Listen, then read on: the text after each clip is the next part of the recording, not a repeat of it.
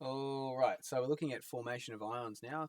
So an electrically neutral atom must have the same number of protons and electrons. All right, so same number of positive protons and negative electrons. All the elements existing in a chemically uncombined form are electrically neutral. Right. So, for example, a piece of shiny metallic zinc comprises atoms, each possessing 30 protons and 30 electrons. Although not normally done, we could indicate the neutral electrical charge by writing the symbol as Zn naught, okay, Zn to the power of 0. So for example, if we had Zn, I don't know, so we had Zn minus, it would mean that like it had gained, this would imply it gained an electron. And there'd be 31 electrons there. All right, and that's what we're going to look at. So if you see something with an ion has a charge, basically, so it could either be, may as well write this in then. So if it was Zn plus, it would have lost an electron. Okay. So we had a positive, if it's positively charged, it's got one more proton than electrons, and if it's negatively, it's got one more electron than protons. And they sometimes have numbers there to indicate there's lost a couple or it's gained a couple of electrons. Okay, yep, so when atoms lose or gain electrons, what I just said, lose or gain electrons, then they have an overall electrical charge and are now called ions. So an ion is any charged particle. Okay, so it can be an atom that's lost or gained electrons, but it can also just be an electron by itself or a proton by itself. It's just a charged particle. A neutral atom gaining electrons results in a negative ion called an anion. Okay. And so if we have here chlorine, which has 17 protons and 17 electrons, and it's got we're adding an electron plus one electron, then we get chlorine minus, like I had before. So it's got 17 protons and 18 electrons. Here, if we have a look at this one, this is our chlorine atom. So if we want to write the symbol in, it's 17, and there was how many? There are 35 nucleons, because if you count up all the N's, there's 18 N's there. So it's chlorine 35, the most abundant. And now we're going to redraw this as, we're going to redraw it as its ion. So the way I do it is I say how many protons. So we've got 17 protons, 18 neutrons, so that hasn't changed. That's in our nucleus. And then I draw in our electron shells. 1, 2, and it's going to be a third one. So we draw in our electron shells, and I might just get a different colour. Maybe I'll use yellow because they've used yellow. Let's get yellow. Okay. So we've got two. Oops, that's not my shell. This is my first shell. So that's the nucleus there. On the inside is the nucleus. In my first shell we have 2, and then we're going to have 8 in the next shell. And it's good to draw these spaced out because electrons are like charges and they will repel each other, as we learned in static electricity. Okay, there should be 8 there. And now we have 18 electrons, so there's going to be 8 in the outer shell as well.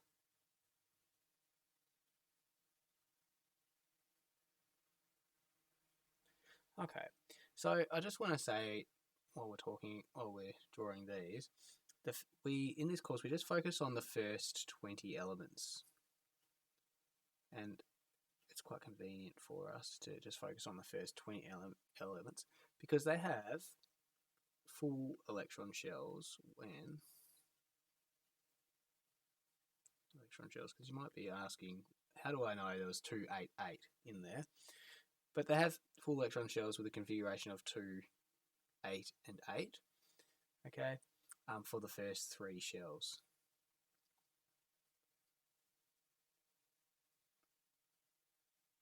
So let's say that this chlorine atom gained another electron, then another shell would have to be, it would go into another shell, into a fourth shell. Okay, and we'll talk more about that again with valence electrons and things like that. Talk more about shells when we talk about chemistry. Okay, but just remember, if you're wondering, for the first three, it has to go 2, 8, 8. So you draw in 2 for your first shell, 8 for your next shell, and then whatever next you have will go up to 8. And if there's still more, then draw them in the next shell. Just draw them in the fourth shell. All right. A neutral atom, so moving on. So this one was our anion, so this one gained an electron. And the neutral atom losing electrons this time results in a positive ion called a cation. And if you remember from electricity, I remember cats are positive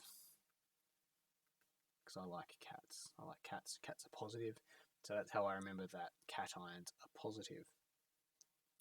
All right. So if we have, for example, an aluminium atom, and then it's lost 3 electrons. So over here it's gone from its neutral state over here, and it's lost 3 electrons. It becomes Al3+. So Al3+ there. All right. So let's draw in our shell. I might use better colors this time. So we're going over here, and how many protons and neutrons are there? There was 4. There's 14. So over here, oops, use my finger there. Anyway, okay. So here we have aluminium, and it's got 13 protons, and we've got 14 neutrons. So the atomic number is going to be 27. All right. So if we draw in our nucleus, we've got protons are equal to 13, our neutrons are equal to 14. Okay, that's our nucleus, and I'll change colour this time so it's a bit more clear. Let's go with there. Go with black. So then the first shell, so we're going to have, how many shells are we going to have? We're going to have 10 electrons, so that one's going to contain 2. This one's going to contain 8, so we only actually need 2 shells. Remember the 2, 8, 8. So we've got 10 electrons, so here we go, drawing our 10 electrons in. So 2 on that inner one, and 8 there. Cool, okay. So there we go, and we still call that one, it's still going to be 27, 13, Al3+. I didn't write that up here, did I? This one was what? Cl-. That's our Cl- ion. That becomes 27, 13, Al3+. Okay. So there's a bunch of atomic structure exercises, so have a go at those. I'm going to do a video showing you all them as well. But feel free to have a go before you watch the next video.